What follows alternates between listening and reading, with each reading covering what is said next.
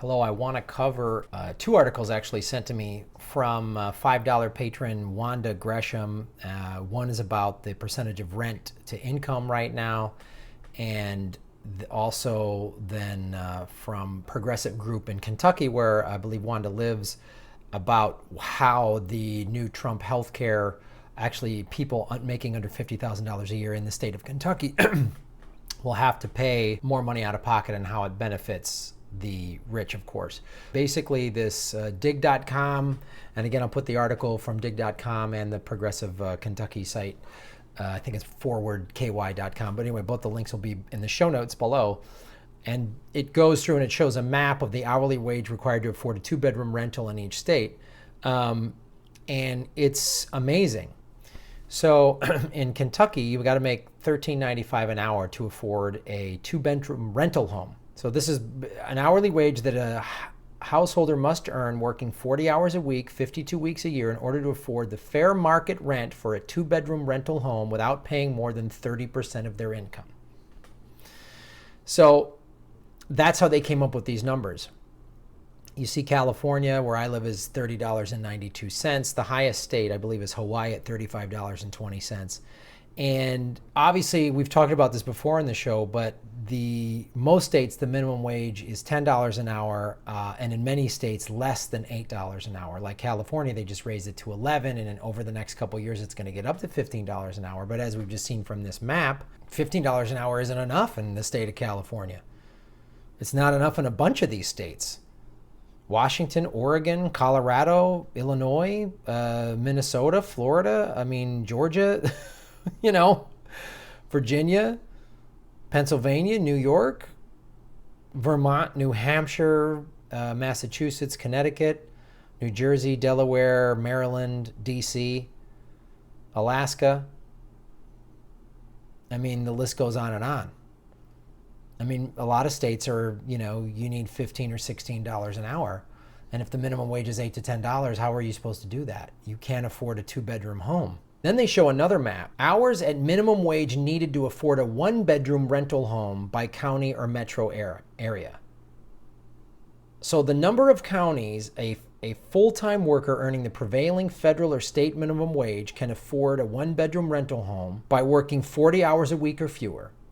There's 12 counties in the entire United States. I'll say that again. There are 12 counties. Can a full-time worker earning the prevailing federal or state minimum wage afford a one-bedroom rental home at the fair market rent without paying more than 30% of their income? So you can afford it. You can pay for it, but you got to pay 40, 50, 60% of your income. So then how do you pay for everything else? So if you're a millionaire, the TrumpCare gives you $50,000. If you're poor, it costs you $1,400. So how are you supposed to pay for anything? And specific to this article in Kentucky, but this is true in states all over the country, what it's going to do is it also is going to roll back Medicare and Medicaid. It's going to hurt so many people. And if you make less than $50,000 a year, it costs you the minimum extra it's going to cost you is $350. The lower you make, the more it goes up. If you make between $30,000 and $39,000, it's $580. $20,000 and $29,000, $720. $10,000 and $19,000, $1,000. $10,000 or less, $1,400. Oh, maybe all these poor people shouldn't have got iPhones, right? Isn't that the thing? We ridicule the poor because they should have been born what? With more money? And, and I suggest going into this because there's a lot of details here. This would be a 40-minute video if I were to go into it. And what they're dealing with in Kentucky, which has typically been a very red state, is that's a state where, and this is what the two parties do. Like the Republican Party, they know they've got Kentucky, so they don't really care about the poor and middle class voters. Because they just scare them by saying, oh, the Democrats are going to whatever, take your guns or whatever the thing is that they're going to say. And if you're poor middle class and you don't vote Republican, then the Republican Party cares about them even less. And the Democratic states do this too. You know, you're poor and middle class in a blue state. We'll give you lip service, but we don't really give a shit. And we'll just tell you, oh, you know, we're not them. I literally was just having this discussion with a friend of mine, and he was, you know, mad. He was like blaming, you know, all the people that didn't vote for Hillary. You know, we were having that discussion. And he goes, yeah, but I go, then you got to vote for, you're just telling people shit sandwich and you have to, they're like, yeah, there's 2 shit sandwiches and one is less bad. So I go, I'm supposed to take the shit sandwich because it's got lettuce on it? And he's like, yeah, we got a maniac in the White House. And I said, what are you talking about? I go, Obama deported 2 million people. Obama took us from 2 wars to 7. And I voted for Obama twice and worked in his campaign. My friends just looking at me. I said, look what he did to the housing industry. He erased the black middle class. I said, I'm one of the millions of people who he screwed over. And again, he was like, oh, really? He's like, didn't know. And yeah, Trump is awful and disgusting, as I've talked about, but this is the thing what the 2 parties do. And whatever state you're in, whatever party controls that state, they don't, you know. And he was telling me all this stuff like, oh, people that voted third party, there's only 2 choices. I go, no. He goes, but Jill Stein and Gary Johnson were idiots. I go, oh, how do you know that? I mean, maybe Gary Johnson was, but I said, you can't understand. By the end of the discussion, I had him on turning the corner to our side of thinking. He was like, really? I hadn't thought of that. I go, what do you expect? I go, what do you expect people to do when you don't give them anything? You don't give them any choices. He's like, I did a documentary where all people did was come out of the store and buy stuff from China, and they didn't realize that it hurt their job. I said, yeah, but that's where the government needs to come in and regulate that. And the government is at the behest. They've been bought out by the corporations. So, of course, there's no penalties for companies taking jobs overseas or anything like that. And the hourly wage, what this report shows, and how it's awful, and this also relates to the housing industry and the housing bubble that I've talked about, which is, so one of the things that happened after the '08 recession was giant hedge funds came up and bought up all this property because people couldn't get loans, they couldn't afford houses, whatever, and now they're driving up rents. So wages are lower and rents are higher.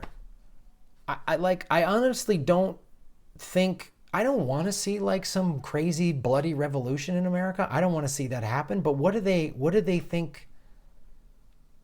If you keep squeezing people and squeezing people and squeezing people, what do you think's going to happen? You know, they're so bewildered by this shooting at this congressional softball practice. Oh my God, the guy was from the left. They're like, and of course, the people in the media are trying to blame Bernie and all this other stuff, but it's like, yeah. A white dude could pick up a gun and shoot at Republicans. They never thought that was going to happen. Like, look, it's happening. And every time the person is suffering from mental illness, I could almost guarantee you, and we don't want to address that either. Those 2 black dudes that shot at cops last year, both of them, I believe, with military training, the one in Dallas and the one, I think, in Baton Rouge. You don't think that's going to happen? This is going to keep going on. You keep squeezing people, and this cop just got set off, just got freed. And you can't afford to pay your rent. I was just talking to another friend of mine who's like, you know, Americans don't want to go pick up a gun and go to battle. I said, no, they don't. They haven't had to do this in a long time. But I go, if you keep taking stuff away from people, it's going to happen. I don't want to see this happen. That's a terrifying concept to me. But what do you think's going to happen? You're basically telling the black community when a cop shoots an unarmed member of your community, that cop's going to get off. What do you think's going to happen? People are going to be less pissed off? They're going to have more faith in the system? And now you go to this, you can't, people can't afford to pay their bills. They're going to lose health care if TrumpCare goes through? And if it doesn't, they're stuck with Obamacare, which is basically Romney care. Minimum wage doesn't pay the bills. What do people think is going to happen? I appreciate Wanda Gresham for sending these articles, because as I talk about, everything is connected, everything is related. And we don't have good health care. And we're not addressing mental illness. People are not getting the correct treatment. It has easy access to guns. People are stressed out and frustrated because they can't pay their bills. Rents are going up nationwide. Minimum wage is not enough to pay your bills. The number one job in this country is cashier and waiter. Waiter, waitress, cashier. Those are the number one. People like service jobs. And there's no health benefits. There's no retirement plans. There's no nothing. They're just getting by paycheck to paycheck. And you wonder why people are frustrated. And the liberal elites, the left, the Democrats offered no solutions to this. So of course they ran a crazy lunatic like Trump. Without a good education system, with decades of horrible education, most of you guys watched Trump. You watched him speak for 60 seconds and went, oh, he's nuts. He's crazy. He's a racist. He's out of his mind. But I see why a lot of people went, oh, yeah, he is an idiot. You know, well, he's a guy that needs his ass kicked, but at least he's coming and talking to us. Hillary isn't, you know? So I really appreciate this article, Wanda. I appreciate all the Patreon backers, and many of you have responded to my email, so I'm going to be going through the next week of videos. Many of them will be your suggestions, and of course that $5 level is just about done. Like, there's only, I think I picked 20 slots, but there's another $5 level that I added where you get bonus audio content. I'm starting to release the podcast there. So the podcast still isn't on iTunes, but you can get it on Patreon for $5 and up. And of course, I release bonus video to the $10 and up backers. So thank you guys so much for supporting the show. We're slowly growing. And we'll get there. I'll be doing more stuff and more video clips. It'll happen. Thanks for supporting. Like and subscribe. And thanks for sending me these great stories.